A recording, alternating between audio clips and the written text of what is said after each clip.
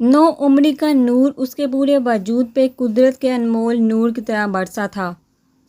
وہ حقیقت میں ایک خوبصورت خدا کا بنایا ہوا حسین شاہکار تھی۔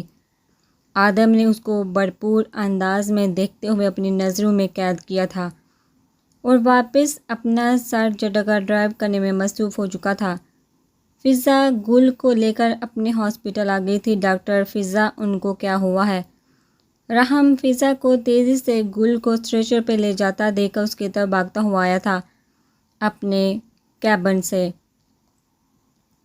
ڈاکٹر رحم، ان کی حالت بہت خراب ہے، ان کی نبض بہت سلو چل رہی ہے، ہمیں ان کا فوری طور پر ٹریٹمنٹ سٹارٹ کرنا ہوگا بغیر کسی کو انفارم کیے۔ اور پھر رحم کے پوچھنے پر فضا نے چند ہی لمحوں میں تمام تر واقعہ رحم کے گوشے گزار کر دیا تھا، کچھ ہیر پھیر کر کے۔ رحم نے افسوس سے ایک نظر گل کو دیکھ کے اپنی نظریں پھیر لی تھی۔ ڈاکٹر فضا، ایسے درندہ صرف لوگوں کو زندہ رہنے کا کوئی حق نہیں ہے۔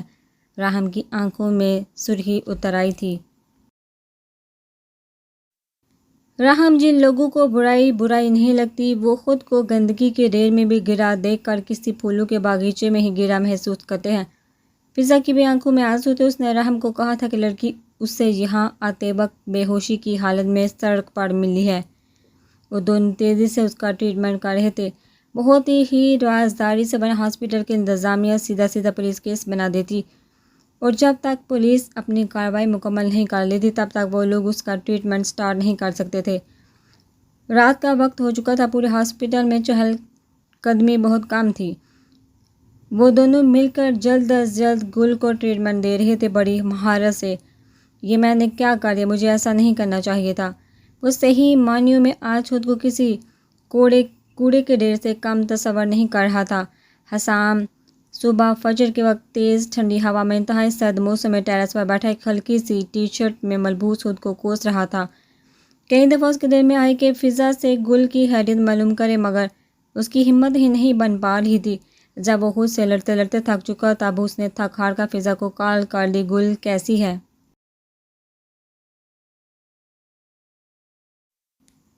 وہ فضا کو بولنے کا موقع دیے بغیر بے قراری سے پوچھ رہا تھا، کیسی ہونی چاہیے؟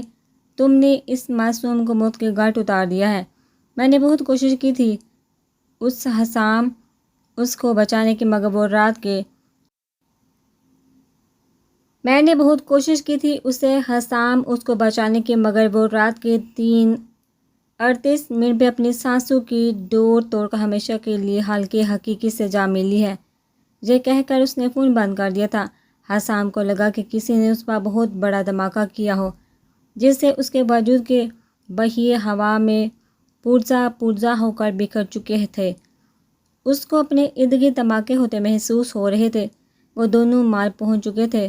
آدم نے ہفا سی منہ پھلائے چلتی خرم کو دیکھا جو اس سے 2 قدم رکھے آگے چل رہی تھی۔ آدم کا کچھ دیر والا لائق موڈ اب دوبارہ خرم کی اس حرکت پر مکمل طور پر ملک الموت والے موڈ میں تبدیل ہو چکا تھا۔ وہ تیز قدم آگے بڑھا رہا تھا اور خرم کے سر پر سے ڈھلکتا ہوا دوپٹہ واپس سر پہ درست کیا اور پھر کچھ بھی کہے بغیر خرم کے ہاتھ کی مہرودی انگلیوں میں اپنی مضبوط انگلیاں پھنسا کر اس کا سختی سے جگڑ لیا، گویا خرم کوئی معصوم سی بچی ہو جو کہ اگر آدم نے ہاتھ چھوڑا تو کہیں کھو جائے گی۔ بھائی، میں ٹھیک سے چل لوں گی، آپ کے ساتھ میرا ہاتھ چھوڑے۔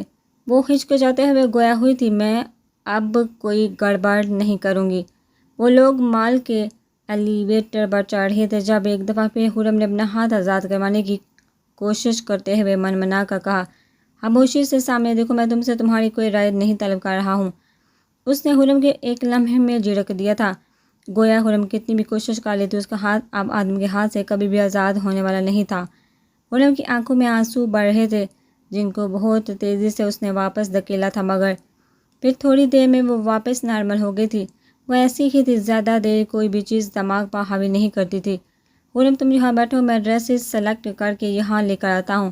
وہ ایک بوتیک میں داخل ہوئے تھے جب خرم بڑے مزے سے اس سے ہاتھ چھڑوانے کو تھی تاکہ اپنی پسند کے ڈریسز لے سکے، مگر آدم نے اس کا ارادہ بانپ لیا تھا۔ آدم نے گردن موڑ کر خرم کو ایک خطرناک قسم کی گل سے نوازا تھا۔ تم یہاں بیٹھی رہنا اور بالکل بھی یہاں سے اٹھنا نہیں۔ اس کو تنبیہ کرتے ہوئے سامنے لگے ہینگرز میں سے دیدہ زیب ڈریسز اس کے لیے پسند کرنے بڑھ رہا تھا۔ وہ بھائی میں پسند کر لوں گی، آپ پریشان نہ ہوں۔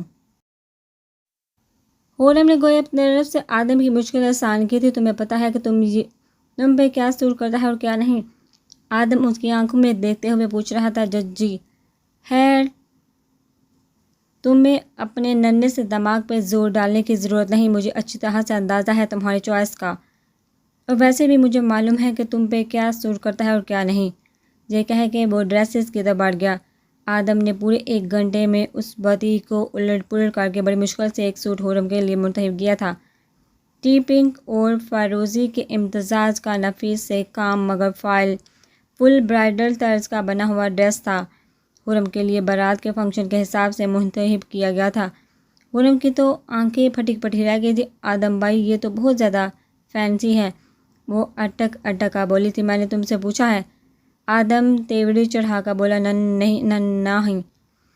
آدم سوٹ کی پیمنٹ کر کے اگلی شاپ پہ جانے لگا تھا جہاں اس کو باقی کے سوٹ اپنے پسند کے مطابق مل سکے۔ میں بہت تھک گئی اور اب میں اور نہیں چل سکتی۔ اس کا چل چل کر برا حال ہو چکا تھا۔ آدم نے اس کو کسی شیر کی طرح گڑا کر دیکھا تھا۔ وہ پھر سے آدم کے غصے سے ہائف ہو کے خاموش ہو گئی تھی۔ پھر تھوڑی دیر بعد آدم کو آخرکار ایک بوتیک مل ہی گیا تھا۔ وہ وہاں رکا تھا اور ادھر سے اس نے خرم کے لیے کیجول پہننے والے سوٹ لیے تھے۔ اس کی ایک بات پہ بھی آدم نے کان نہیں دھرے تھے۔ مہندی ولیمے کے سوٹ تو گویا خرم کی جان ہی نچوڑ کے رکھ دی تھی۔ آدم نے خرم کے لیے پورا مال چھان مارا تھا۔ 7:30 بج چکے تھے مگر آدم کو ابھی تک کچھ بھی پسند نہیں آ رہا تھا۔ میں اور نہیں چل سکتی بس۔ وہ رو دینے کو تھی۔ ٹھیک ہے، سوچ لو، میں یہیں تمہیں اکیلا چھوڑ کر چلا جاؤں گا، وہ دمکانے والے انداز میں گویا ہوا تھا۔ اچھا چلے، میں بھی تھوڑا اور چل لوں گی۔ مبادہ کہیں واقعی آدم اس کو یہیں نہ چھوڑ دے اور خود اکیلا اس کی شاپنگ کرنے چلا جائے۔ 2 دفعہ وہ میٹنگ کر چکی تھی اس طرح، مگر اب پھر اس کو بھوک کے پھپھولے پھوٹ رہے تھے پیٹ میں۔ اللہ کا کیا آدم کو مہندی ولیمہ کا ڈریس پسند آیا تھا۔ اب وہ دونوں ڈنر کر کے گھر کے لیے روانہ ہو چکے تھے۔ خرم تھکن سے جومدی گاڑی میں بیٹھتے ہی غنودگی میں جا چکی تھی۔ شکر تھا کہ مایوں کا فنکشن رات لیٹ شروع ہونا تھا، ورنہ خرم کی تو حالت بالکل بینڈ ہو چکی تھی۔ خرم بات سنا، آدم نے اس کا بازو جھنجھوڑ کر اٹھایا تھا۔ جی، وہ اس اچانک آفات پہ بوکھلا کر اٹھی تھی۔ سب شاپنگ ہو گئی ہے نا تمہاری؟ آدم اس سے استفسار کر رہا تھا۔ آپ نے سب کچھ ہی دلا دیا ہے، اور ویسے بھی میں نے خود اپنی مرضی سے کیا لیا ہے، سب کچھ آپ ہی نے کر دیا ہے۔ مجھے تو ایسے ہی اپنے ساتھ لے کر آئے، خود ہی کر لیتے میری ساری شاپنگ۔ خرم روٹھی سی بولی تھی اور شاید آج کچھ زیادہ ہی چڑ چکی تھی، اس لیے اپنی دھن میں جو منہ میں آتا گیا بول دی گئی۔ آدم اس کا پھولا ہوا منہ ہفا سا انداز میں معصوم بچوں کی طرح کہنے پہ فلک شگاف کہہ کے پر امڑ آیا تھا۔ خرم نے حیرت سے آدم کو دیکھا تھا جو بہت کم کبھی کبھی مسکراتا تھا، جبکہ آج اس کا یہ روپ۔ وہ پورا منہ کھولے آنکھیں پھاڑ کے آدم کو دیکھ رہی تھی۔ چلو کوئی بات نہیں، اب تم اپنی آپی کی طرح تیار ہو جانا، آدم زمانی لہجے میں بولا۔ وہ مزید سٹپٹا گئی۔ ٹھیک ہے، یعنی اس کی تمام باتیں اس ملک الموت ڈائناسور نے ہمیشہ کی طرح سن لی تھی۔ وہ دل ہی دل میں مزید چڑ گئی تھی آدم سے۔ 9 بجے کے قریب وہ لوگ گھر پہنچے تھے۔ خرم تیار ہونے چلی گئی تھی، جبکہ وہ گاڑی سے سب سامان نکال رہا تھا۔ ہو گئی سب شاپنگ۔ ہنا اور زارا باقی مہمانوں کے ساتھ بیٹھی خوش گپوں میں مصروف تھی۔ آدم نے سر کے اشارے سے ہاں میں جواب دے کر سارا سامان اٹھائے اپنے کمرے میں جا چکا تھا۔ فریش ہو کر وہ شاپنگ کیے ہوئے سامان میں سے ایک نیوی بلو ڈریس نکال کر خرم کے کمرے کی طرف بڑھا تھا۔ دروازہ ناک کرنے پہ خرم نے چنگار دی، آواز اس کے سماعتوں سے ٹکرائی۔ آ رہی ہوں، صبر تو کرے، کون سے ہوائی گھوڑے پر سوار ہو؟ پتہ بھی ہے کہ ملک الموت عرف ڈائناسور کے ساتھ ہی میرا تو دماغ ہی کام نہیں کر رہا، سارا بھیجا مال میں انہوں نے نکال دیا میرا۔ وہ سمجھی تھی کہ شاید کوئی ملازمہ یا پھر کوئی کزن یا دوست اس کو بلانے کے لیے آئی ہوگی۔ خرم فریش ہو کر شاور لے کر نکلی تھی۔ نم بال پشت پہ بکھرے ہوئے تھے، لوز ٹراؤزر اور ٹی شرٹ پہنے اس نے کچھ دیر بعد دروازہ کھولا تھا۔ آدم کو سامنے دیکھ کے اس کی ایک دفعہ پھر اوسان ہتا ہو گئے تھے۔ آپ ڈائناسور، ایک دفعہ پھر بوکھلاہٹ میں وہ اس کو اس کے اصل نام سے پکار بیٹھی تھی۔ آدم نے جھنجھلا کر کہا تھا، یہ لو، یہ ڈریس پہن کر آنا اور سر پہ دوپٹہ کور کرنا ضرور، مگر آدم بھائی ایسے تو اچھا بھی نہیں لگے گا، سارا لک خراب ہو جائے گا۔ مگر مجھے ایسے ہی اچھا لگے گا۔ آدم کا انداز ایسا تھا کہ بس جو مجھے اچھا لگتا ہے وہ تم بفرض ہو۔ جی اچھا، خرم دل محسوس کر رہ گئی تھی۔ آدم واپس پلٹا تھا، اس کے دلکش سراپے سے نظریں چرانا بہت مشکل ہو رہا تھا۔ اور ہاں، میں خود ڈریسز دوں گا تمہیں، سب ہمارے روم میں رکھ دیے ہیں، جو مجھے لگے گا تم پہ جچتا ہوا، ایونٹ کے مطابق۔ گویا اس کے کپڑوں پر بھی آدم نے حکمرانی جما لی تھی۔ وہ ابھی بھی اس کو ویسے ہی ڈیل کر رہا تھا جیسے وہ 11 سال کی خرم کو کیا کرتا تھا۔ اس کی ہر چھوٹی سے بڑی ضرورت کا خیال رکھنا، اس کے سب کام اپنے ذمہ رکھنا، مگر وہ آدم کے حد درجہ کیئرنگ ایٹیٹیوڈ سے پریشان تھی۔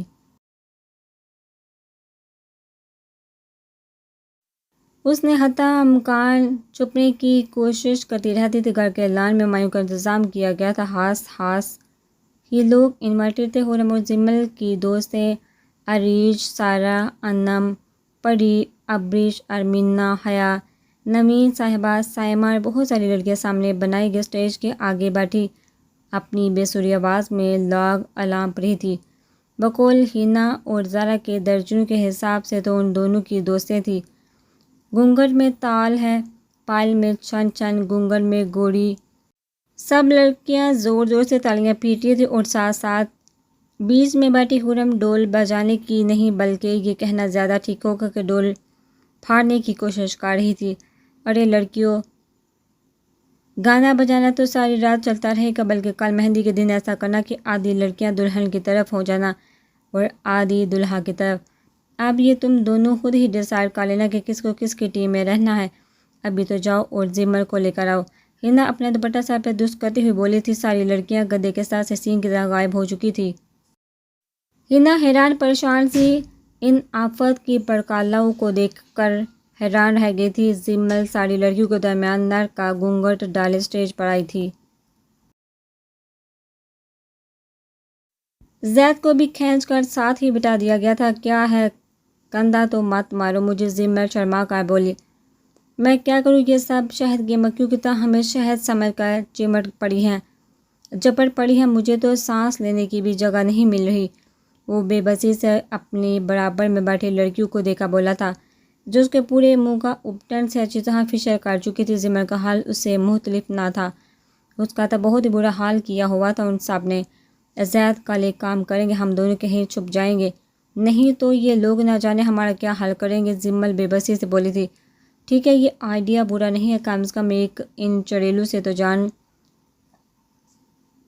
چھوٹ جائے گی۔ چلو بھائی، اب ہم سب مل کر رسم کریں گے۔ ہے تو ابھی اتنی دیر سے تم لوگ کیا کر رہی تھی؟ زید کا صبر کا پیمانہ لبریز ہو چکا تھا۔ وہ جھنجھلا کر بولا، زید بھائی، ہمارے آگے آپ کی نہیں چلے گی، اس لیے پلیز سائلنٹ۔ خرم بڑھ کر زمل کے اپٹن لگا رہی تھی، جب اپنا بڑا سا دوپٹہ سنبھالنے کی کوشش میں اس کا دوپٹہ اور بالوں میں بنی فرینچ چٹیاں اپٹن اور چمیلی کے تیل میں جا گری تھی۔ او سب لڑکیوں نے ایک ساتھ شور ڈالا تھا۔ زارا اور ہینا بھی وہی تھی۔ لگتا ہے اب تو خرم بھی جلدی دلہن بننے والی ہے۔ دلہن کا اپٹن اور تیل جو ہمارے خرم کو لگ گیا ہے، یہ تو بہت ہی اچھا شگن ہے۔ زارا بہت مسرور سی خرم کو لیتے ہوئے گویا ہوئی تھی، یہ مجھ سے کیا ہو گیا، میں نے ایک معصوم کی جان لے لی۔ حسام سمندر کی ریت پر بیٹھا آتی جاتی لہروں کے درمیان شدید ٹھنڈ میں بیٹھا ہوا تھا۔ وہ گل کی موت پر ماتم کر رہا تھا۔ رات کے 2 بجے کا وقت ہو رہا تھا، مگر اس کو تو جیسے کچھ خبر ہی نہ تھی۔ اس پر کچھ ہی گھنٹوں پہلے یہ ہولناک ادراک ہوا تھا کہ گل کے ساتھ گزارے پل اس کی زندگی سے چین اور سکون سمیٹ کر لے گئے تھے۔ جیسے گل چلی گئی تھی، بالکل اسی طرح حسام کا دل و دماغ بھی اس کے وجود سے جدا ہو گیا تھا۔ حسام کو ابھی تک اس کی اس بات پر یقین نہیں آ رہا تھا کہ گل اب اس دنیا میں نہیں رہی ہے۔ اس کو ابھی یہ انکشاف ہوا تھا کہ گل رانا اس کی سانسوں میں بس چکی ہے۔ میں اس سے محبت کرنے لگا ہوں۔ محض چند لمحوں کی رفاقت اور قربت اس کو گل رانا کے حصار میں بری طرح سے جگڑ چکی تھی۔ نہیں، شاید یہ محبت بھی نہیں ہے، یہ تو عشق ہے جو میں تم سے کر بیٹھا ہوں۔ اس کی آنکھوں سے بے ربط اشک رواں تھے۔ میرے رب، میرے گل کو ایک دفعہ مجھے لوٹا دے، میں بہت گنہگار خطا کار بندہ ہوں تیرا، مگر ہوں تیرا میرے اللہ، میرا گناہ ناقابل معافی ہے، مگر تو 70 ماؤں سے زیادہ محبت کرنے والا ہے، مجھے بس ایک دفعہ معاف کر دے، مجھے میرے گل لوٹا دے۔ میرے خدا، نہ جانے کیوں مجھے لگتا ہے کہ گل زندہ ہے۔ کیوں میرے اللہ، مجھے اس بات کا یقین نہیں آ رہا کہ گل اب اس دنیا میں نہیں رہی ہے۔ میرا دل کیوں اس بات سے انکاری ہے کہ گل کی زندگی کا چراغ بجھ چکا ہے۔ مگر پھر فضا نے، سمندر کی لہریں اور سرسراتی ہواؤں کا شور ماحول کو مزید افسردہ بنا رہا تھا، جیسے اس کے غم میں زمین اور آسمان دونوں شریک ہوں۔ سناٹے کو چیرتی سائز اور ٹھنڈی ہوا کے جھونکے حسام کو ایسا لگ رہا تھا کہ گل اس کے آس پاس ہی ہے۔ میر کافی دیر سے اپنے موبائل کی اسکرین پر چمکتی زمل کے الگ الگ زاویے سے لی گئی تصویر دیکھ رہا تھا۔ کتنا حسین ہے یہ دل تمہارے ناک کے بیچوں بیچ میں، میرا دل تمہارے قرب کے لیے کسی باغی بچے کی طرح ہمت نے لگا ہے۔ میں جب تمہیں دیکھتا ہوں تو تمہارے اس حسین ہوشربا حسن میں کھو سا جاتا ہوں۔ تمہارا اناری رخسار، ہری کان سی آنکھیں، اس میں مزید ظلم گنیری سیاہ پلکیں، لہو کی طرح سرخ لب، اس پر تصاد نازک سراپا۔ تم نہیں جانتے کہ تم میرے دل میں کس مقام پر سن پا چکی ہو۔ اگر جو تم نے جان جاؤ تو تم خود کو دنیا کی سب سے خوش قسمت لڑکی تصور کرنے لگو گی۔ میں کیا کروں زمل، میں چاہ کر بھی تم سے دور نہیں ہو پا رہا۔ میں نے بہت اپنے ضدی دل کو سمجھایا، بہت جھگڑا کیا میں نے اس سے، مگر یہ ہے کہ تمہارا تمنا ہو بیٹھا ہے۔ روز اول سے تم میرے لیے کیا ہو میں تمہیں بیان نہیں کر سکتا، لیکن ہاں، میری رفاقت تمہیں وقت کے ساتھ ساتھ میری تمام جذبوں سے آگاہی ضرور فراہم کرتی تھی۔ مجھے اپنے اوپر اتنا یقین ضرور ہے کہ میں تمہیں اپنا لوں گا، تمہیں سے چرا لوں گا۔ میں جانتا ہوں تم مجھ سے شدید نفرت کرتی ہو، مگر میں تمہاری نفرت کو اپنی محبت میں کچھ وقت میں تبدیل کر لوں گا۔ زمل، محبت اور جنگ میں سب جائز ہے، اور میں جنگ کو جیتنا جانتا ہوں، اور میں تمہیں محبت کے اس محاذ پہ بھی فتح کا جھنڈا لہرا کر دکھاؤں گا۔ میرا کوئی بھی دعویٰ حالی نہیں ہے۔ میر ہونیت مر تو جائے گا، مگر ایک دفعہ خود سے کیا گیا اہم عہد کو وہ اپنی آخری سانس تک پوری کرنے کی کوشش کرے گا۔ اس نے اپنے تمام تر سچے موتی کی طرح شفاف جذبات کو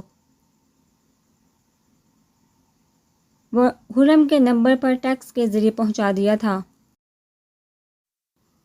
اپنے دل کی ایک ایک بات اس نے پوری ایمانداری سے اس تک پہنچا دی تھی۔ وہ کافی دیر سے اپنے گھر کے وسیع اور لان میں جدید تراش حراش کی راکنگ چیئر پہ بیٹھا تھا، اور جب بہت دیر تک زمل کو تصویر میں دیکھ لینے کے بعد اس نے بے اختیاری میں تمام تر جذبات موبائل پر میسج کے ذریعے اس کو پہنچانے کی ٹھان ہی لی تھی۔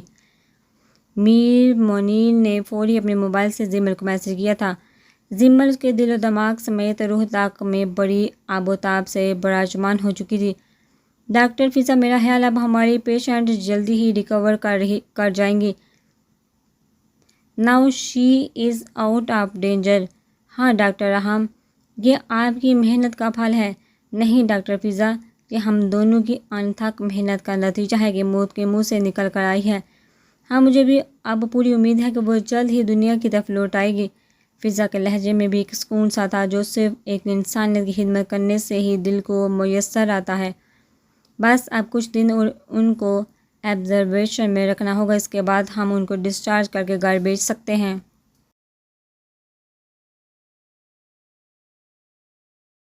وہ دونوں ہاسپٹل کے کیفیٹیریا میں بیٹھے آمنے سامنے لنچ کر رہے تھے، ساتھ ساتھ کل کے کیس کو بھی ڈسکس بھی کیا جا رہا تھا۔ گھر فضا کے لہجے میں دکھ بول رہا تھا۔ آپ کو کیا لگتا ہے رحم، کیا اب اس لڑکی کو گھر بچا ہوگا؟ وہ کچھ دیر ٹھہر کے ایک دفعہ بھی رحم سے گویا ہوئی تھی۔ فضا کا چہرہ افسردگی لیے ہوئے تھا۔ ڈاکٹر فضا، اگر میں ایک سجیشن دوں آپ کو، اف یو ڈونٹ مائنڈ، یس شور ڈاکٹر رحم، وائی ناٹ۔ میں یہ کہنا چاہ رہا تھا آپ کچھ عرصے کے لیے گل کو اپنے ساتھ لے جائیے، کیونکہ اب اس کا شاید کوئی رشتہ دار اس کو قبول نہ کرے، جبکہ اس کی عمر بھی بہت کم ہے۔ یوں ہی اس کو تنہا چھوڑ نہیں سکتے۔ باہر کی دنیا گاٹ لگائے بیڑیوں سے بڑی ہوئی ہے جو اپنے شکار کو دے کر پہاڑ کھانے سے گریز بھی نہیں کرتے۔ میں آپ کی بات سمجھ گئی ہوں ڈاکٹر رحم، مگر وہ تذبذب کا شکار تھی، کچھ کہنا چاہ رہی تھی مگر ہچکچا سی رہی تھی۔ ڈاکٹر فضا، اگر آپ چاہیں تو مجھ سے شیئر کر سکتی ہیں، but if you want. Doctor رحم، میں چاہ کر بھی گل کے آگے کوئی مدد نہیں کر سکتی۔ اس کی وجہ یہ ہے کہ ایک یتیم لڑکی کیسے اس بے سہارا لڑکی کو سپورٹ کر سکتی ہے جو خود بھی اپنے ریلیٹیو کے گھر میں رہتی ہوں۔ میرے پیرنٹس کا بہت پہلے ہی انتقال ہو چکا ہے، میں بہت چھوٹی تھی، مجھے کچھ بھی یاد نہیں، مگر جب سے میں نے ہوش سنبھالا میں اپنی خالہ خالو کے ساتھ رہی اور پلی بڑھی ہوں۔ وہ خود حسام کے ماں باپ کے گنیری چھاؤں میں پلی بڑی ہونے والی لڑکی تھی۔ وہ چاہ کر بھی گل کو اس گھر میں نہیں لے جا سکتی تھی جہاں اس کی عزت کو پامال کرنے والا مجرم موجود تھا، اور اب اس کا جو بھیانک روپ اس کے سامنے آیا تھا، اس کے بعد کیا گارنٹی تھی اس بات کی کہ اس کی خود کی عزت اور آبرو بھی محفوظ رہتی۔ زمل اپنی کزن اور دوستوں کے درمیان گری بیٹھی تھی، پری اس کے اوپنر سے پورے پیلے کاٹ چکی تھی، جبکہ باقی لڑکیاں گول دائرہ بنا کے شادی کے گیت گانے میں مصروف تھی اور کچھ رات کے فنکشن کی تیاری میں مشغول۔ ہنا اور زارا کا کام میں بڑھ بڑھ کے ہاتھ بٹا رہی تھی۔ بس بھی کر دو یار، اب کیا کھال ادھیڑو گی ہاتھوں پاؤں کی؟ زمل بڑی کو بے بس دیکھ کر بولے، جس کے کوئی آثار نہیں لگ رہے تھے اوپنر سے دور ہٹنے کے۔ ابھی جو کہنا ہے کہہ لو، بعد میں مجھے ہی داد دو گی جب زہر سے اپنے سراپے کی تعریفیں وصولو گی۔ وہ اس کے کان میں آہستہ سے بولی تھی۔ زمل کے چہرے پہ خوبصورت حیا کے رنگ بکھرے تھے۔ ماما بھوک لگی ہے ابھی؟ پڑی اور بھی کچھ اوٹ پٹانگ بول رہی تھی جب اس کا 2.5 سالہ بیٹا سعد آ کے بولا، چلو بھائی تمہاری دعا قبول ہوگی، میرا تو بلاوا آ گیا ہے۔ پری اپنے بیٹے کے گل پہ پیار کرتے ہوئے کہہ کر ہنسی ہوئی اٹھ گئی تھی۔ زمل زید کے بارے میں سوچتی تھی، اس کی حسین سرگوشیاں اس کی سماعتوں میں گونج رہی تھی جب اس کا موبائل میں ان نون نمبر سے میسیج موصول ہوا تھا۔ میسیج پڑھتے پڑھتے اس کی ریڑھ کی ہڈی میں سنسنی سی دوڑ گئی تھی۔ بےہودہ انسان! زمل نے اس کو لعنت بھیج کر اپنا موبائل سر پہ پٹھا تھا اور دل ہی دل میں میر کو سوچتے ہوئے مسکرانے لگی کہ اب تم کچھ بھی کر لو، مجھے زید کی ہونے سے نہیں روک سکو گے۔ پورا گھر افراتفری میں ادھر سے ادھر اپنے اپنے کاموں میں مصروف تھا، سوائے خرم کے جو آج ایک دفعہ پہ ہنا کے کان کھا رہی تھی۔ ہنا مہندی لے جانے والے تھال سجا رہی تھی۔ خرم باز آ جاؤ، نہیں تو رات میں گھر تمہیں اکیلا تالا لگا کر بند کر جاؤں گی۔ ہنا نے اگرا کر اس کو ٹھیک ٹھاک ڈانٹ پلائی تھی۔ کیا ہوا ہنا، کیوں ڈانٹ رہی ہو بچی کو؟ زارا آدم کے ساتھ کہیں سے آئی تھی اور ہنا کو خرم کے اوپر گرجتا دیکھ جلدی سے بیچ میں آئی تھی۔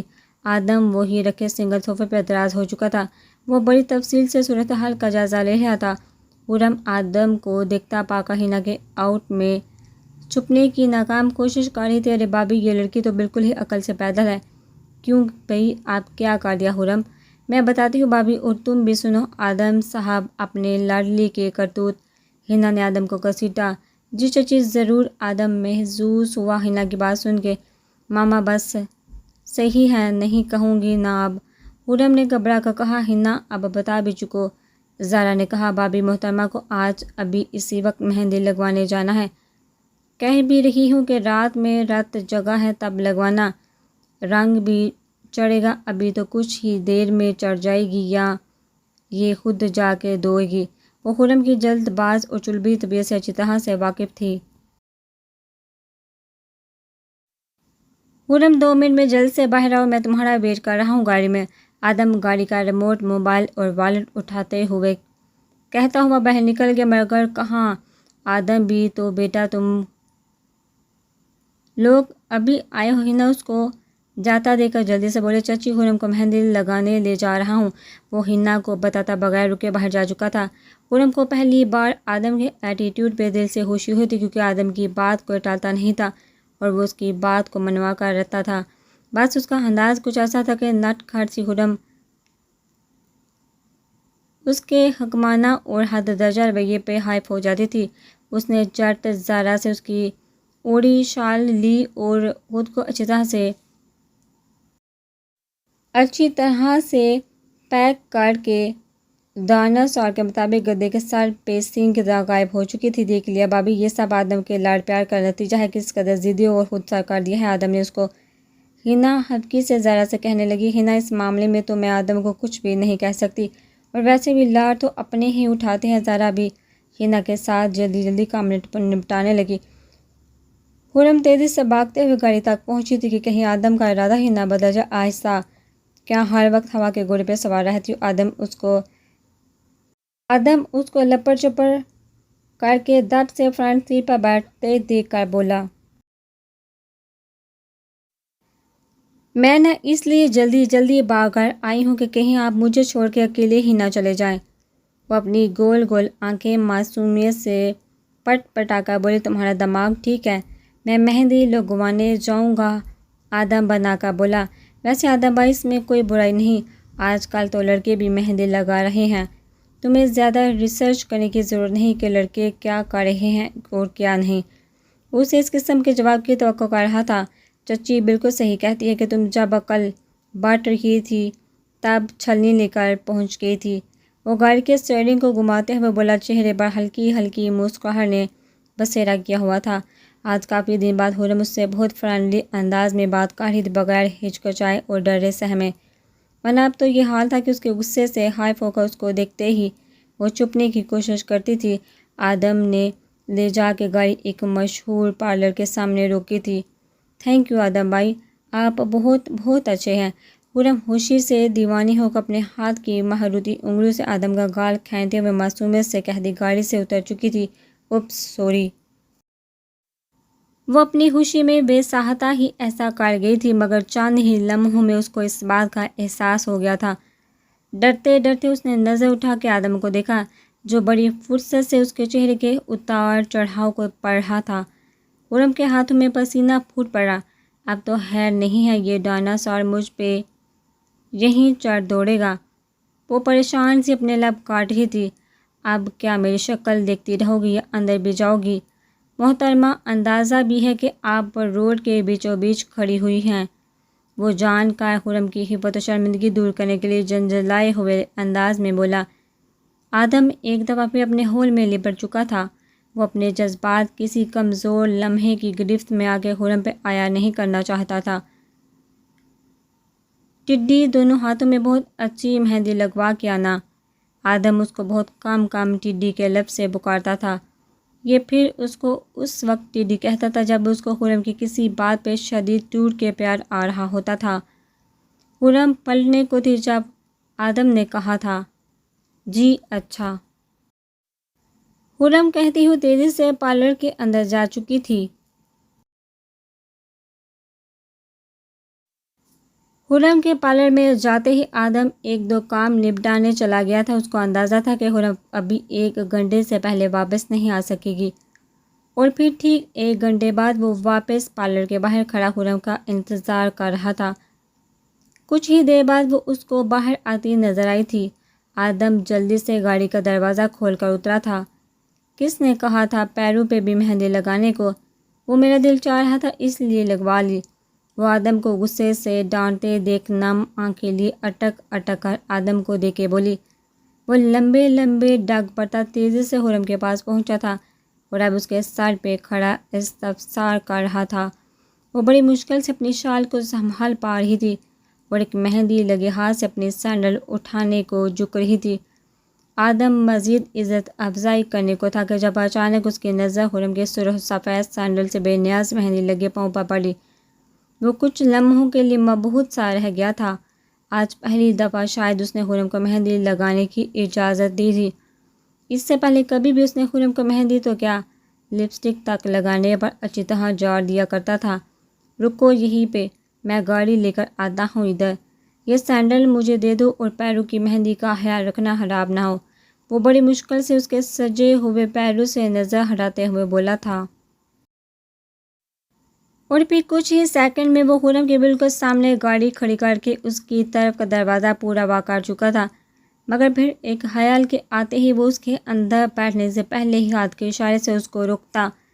अपनी साइड का दरवाज़ा खोलकर गाड़ी से उतरा, एक हाथ से खुरम की कमर के गिर्द मजबूत हसा बांधते हुए। دوسرے ہاتھ سے اس کو اپنے بازو میں اٹھا کر باہر بالکل ہی خرم کے سامنے روکی گئی گاڑی میں کسی کانچ کی گڑیا کی طرح سنبھال کے بٹھایا تھا۔ خرم اس آفات پہ دم بہت سے رہ گئی تھی۔ وہ ابھی کچھ سمجھ بھی نہ پائی تھی کہ آدم نے بہت احتیاط سے اس کے سائڈ کا دروازہ بند کیا تھا، مہندی خراب نہ ہونے کے خیال سے، اور پھر تیزی سے گھوم کے ڈرائیونگ سیٹ سنبھال چکا تھا۔